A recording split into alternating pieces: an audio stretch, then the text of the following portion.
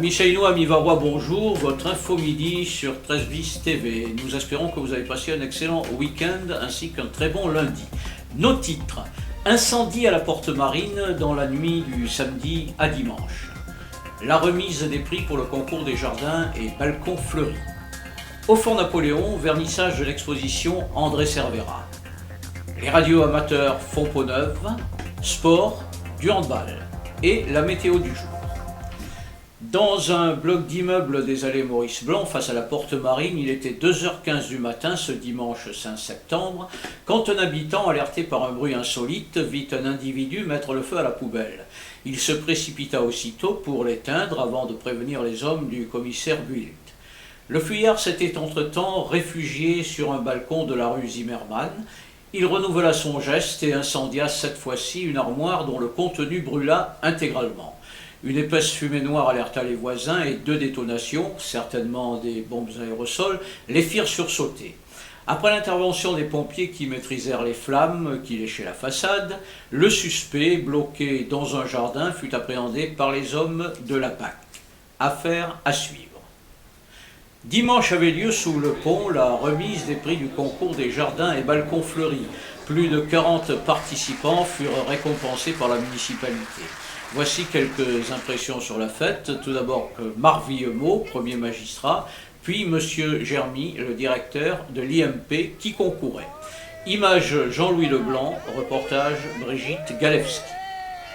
C'est la 3e édition de la remise des prix et c'est la 5e de l'organisation antérieurement faite par la ville.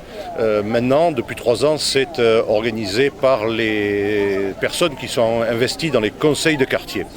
Ce qui donne une dynamique citoyenne supplémentaire à cet événement permanent, puisque ça se travaille pendant toute l'année, et ce qui fait que ça atteste que les Saïnoises et les Saïnois sont des gens qui sont capables de se prendre en charge. Tout à fait. Je vous remercie, monsieur le maire. Monsieur, bonjour. Bonjour. Vous êtes le directeur de l'IME.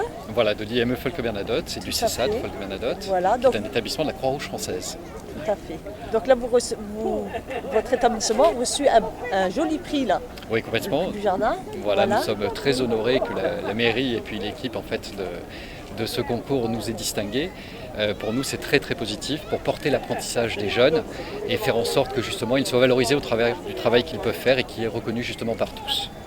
110 jeunes et sur la section jardinage, c'est-à-dire horticulture et espace vert, nous avons 12 jeunes qui sont suivis par un éducateur technique spécialisé, M. Germy.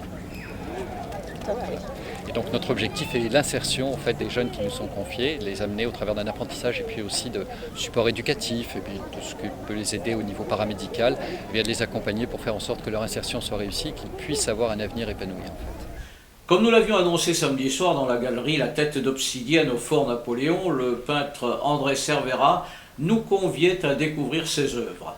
Michel Chapier était là pour prendre des images.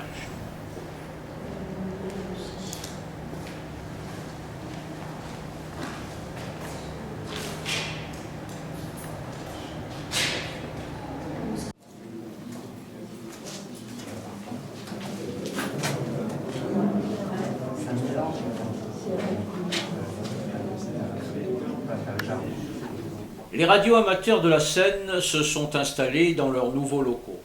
En effet, les termites menaçant leur siège de la rue Lavoisier, ils ont désormais élu domicile au 4 du boulevard 4 septembre, 2x4, dans un nouveau local sur un étage. Ils y ont installé les ateliers de réparation, les postes de réception et d'expédition, du Bors à l'image, une salle de réunion assez grande pour recevoir la sympathique troupe du président Jacques Rougez. Les radios amateurs sont demandés pour plusieurs services. Sécuriser les courses cyclistes, les raids, les épreuves athlétiques hors stade. À ce propos, ils seront de la partie pour les prochains 10 km de Tamaris organisés par le CSMS Athlétisme dimanche 12 octobre. Ils interviennent aussi sur les sinistres. Un contact 04 94 87 90 92. 04 94 87 90 92. Du sport avec nos handballeurs, ils étaient opposés à une équipe plus forte qu'eux. une véritable réserve pro que cette équipe de Nîmes. La défaite a été assez sévère, 42 buts dans la valise, ils en inscrivirent pour leur part 21. C'est un avertissement sévère que les hommes d'André Selzer ne manqueront pas, avec leur coach, d'analyser. Ils y trouveront certainement un remède. Notre météo du jour, petite pluie ce matin sur la Seine. Le temps restera chargé sur le littoral où le vent d'est dominant soufflera de faible à modéré. Les températures maximales sont dans la normale, saisonnière. Mais après un mois de septembre estival, il faut se rendre à l'évidence. L'automne est bien là. La phrase du jour, quand la justice n'est pas juste, l'injustice est exacte. C'était Info Midi sur 13 bis TV, réalisé et mis en ligne par Julien Delucy, présenté par votre serviteur Marcel Logier. Amis Seinois, amis Varois, bonne journée et à demain.